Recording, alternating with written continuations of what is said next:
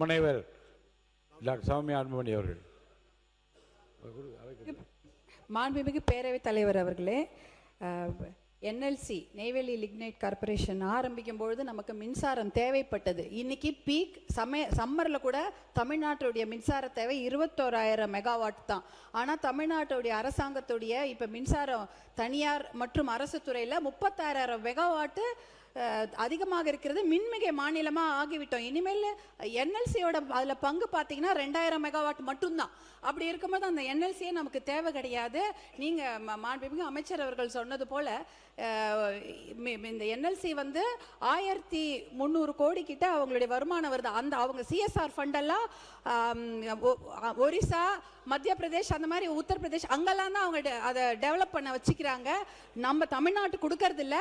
அவங்க CSR fund வச்சு நமக்கு தடுப்பணைகள் கட்டி கொடுக்க சொல்லுங்க, இல்ல நெல் அந்த கோடவுன் கட்டி கொடுக்க சொல்லுங்க. நம்ம கிட்ட காசு இல்ல, நிதி நிலைமை நெருக்கடின்னு சொல்ற அந்த சிஎஸ்ஆர் ஃபண்ட்ல எல்லா மாவட்டத்துக்கும் அவங்க கட்டி கொடுக்கணும் தடுப்பணைகள். அதை அவர்களிடம் நீங்கள் கண்டிப்பா கேட்க வேண்டும். அதே போல 40,000 ஏக்கரை அவங்க அழிச்சிட்டு தான் ஒரு அப்படியே நைட்டோட நைட்டா மக்கள் எல்லாம் கொண்டு போய் விஜய் மாநகரன்ற ஊர்ல கொண்டு போய் தங்கிட்டாங்க. மூட்டை முடிச்சோட ஒரு வெளியூர்ல அகதிகளா போய் சேர்ந்துட்டாங்க.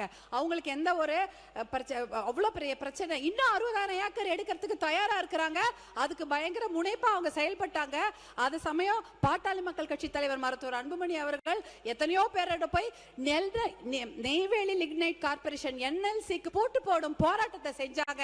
அப்ப வஜ்ரா வாகனத்தை கொண்டு வந்து அந்த போராட்டம் அடக்கப்பட்ட முயற்சி நடந்தது. அதெல்லாம் மீறி எல்லா பெரிய போராட்டம் நடந்தது. அதனால இன்னொரு 60,000 ஏக்கர் எடுப்பதற்கு கண்டிப்பாக அதை அனுமதிக்க கூடாது. அதை தமிழக அரசாங்கம் வலியுறுத்த வேண்டும். அதே போல பாத்தீங்கன்னா அந்த தண்ணீர் இளநீர்ல வந்து டயாக்சைடு இருக்கு. போதும், நீங்க குறிப்பா சொல்லிட்டீங்க. அது குறிப்பு உணர்ந்து அமைச்சர் பதில் சொல்ல தயாரா இருக்காங்க. கணேசன், கணேசன். மாண்புமிகு பேரவைத் தலைவர் அவர்களே, இங்கே பேசிய நம்முடைய சட்டமன்ற உறுப்பினர்கள் ஏதோ என்எல்சி நிர்வாகம் நிலைமெடுத்த பொழுது விவசாயிகளுக்கு திராவிட முன்னேற்ற கழக அரசு எதுவும் செய்யவில்லை என்று இங்கே பதில் சொல்ல வேண்டாம்.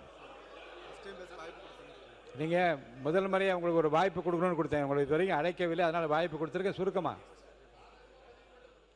மாண்புமிகு முதலமைச்சராக முத்துவேல் கருணாநிதி ஸ்டாலின் அவர்கள் இருந்த பொழுது என்எல்சி அதிகாரிகளை எல்லாம் அழைத்து, என்எல்சியில் இருக்கிற அதிகாரிகள் குறிப்பாக வட மாநிலத்தை சார்ந்தவர்கள் தான் அதிகமாக இருப்பார்கள். வெளியிலே பல்வேறு போராட்டங்கள் நடைபெறுகின்ற பொழுது என்னவென்றே அவர்களுக்கு மொழி சம்பந்தமாக புரியாத காரணத்தினால் வெளியே என்ன போராட்டம் நடக்குதுன்னு கூட அவங்களுக்கு தெரியாது. ஆகவே தான் நான் தொழிலாளர் நலத்துறை அமைச்சராக இருந்தபோது அங்கே இருக்கின்ற அதிகாரிகள், சேர்மன், டைரக்டர் ஆஃப் மைன்ஸ் எல்லாரையும் அழைத்து வச்சு, அதாவது விவசாயிகள், ஒரே தான் விவசாயிகள், சட்டமன்ற உறுப்பினர்கள் அனைவரும் கலந்து பேசி, அதாவது விவசாயிகளுக்கு கிடைக்க வேண்டிய அந்த நிலம் கொடுத்ததற்கு கூடுதலாக தொகையை பெற்றுக் கொடுத்ததும், அதே போல அங்கிருந்து அந்த அதிகாரிகள் அழைத்து வந்து தலைமைச் செயலாளர் தலைமையிலே ஒரு கூட்டத்தை நடத்தி ஆண்டுக்கு 100 கோடி ரூபாய் சிஎஸ்ஆர் பெற்றுக் கொடுத்தது திராவிட முன்னேற்ற கழகத்தின் அரசு என்பதை தெரிவித்துள்ளது. மாண்புமிகு தொழில்துறை அமைச்சர் அவர்கள் பேசுகிறோம். என்எல்சி நிறுவனத்தை பற்றி நிறைய கருத்தெல்லாம் சொல்லியிருக்கின்றார்கள். அவசர மொழி தெரியாதவர்கள் அங்கே இருக்கிறான்னு சொன்னார்கள். புரிய வேண்டிய மொழியிலே நீங்கள் புரிய வைக்க வேண்டியது உங்களுடைய கடமை. மாண்புமிகு தொழில்துறை அமைச்சர் அவர்கள். மாண்புமிகு பேரவைத் தலைவர் அவர்களே, உட்காருங்க, அவங்க பேசட்டும். பரந்தூர் மக்கள் எப்படி பாதிக்கப்பட்டு நம்ம இன்னைக்கு அவங்கள காப்பாற்றணுமோ அதே மாதிரி என்எல்சி நிறுவனத்தினால பாதிக்கப்பட்டவங்களை கண்டிப்பாக நம்முடைய அரசாங்கம் கைவிடாது. ஆனால் நான் ஒன்று மட்டும் கேட்டுக்கிறேன், என்எல்சி நிறுவனம் யாருடைய நிறுவனம்?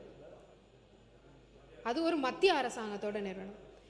நாங்கள் 3 மாதத்தில் அந்த என்எல்சி வரலை. இது பல ஆண்டுகளாக இருக்கக்கூடிய நீடிக்கக்கூடிய ஒரு பிரச்சனை. இன்னைக்கு கூட்டணியில் யார் இருக்காங்க? அவங்களுமே அங்கே மேலே பேசி நம்ம தமிழ்நாட்டுக்கான பிரச்சனைகளை சால்வ் பண்ணி தரலாமே.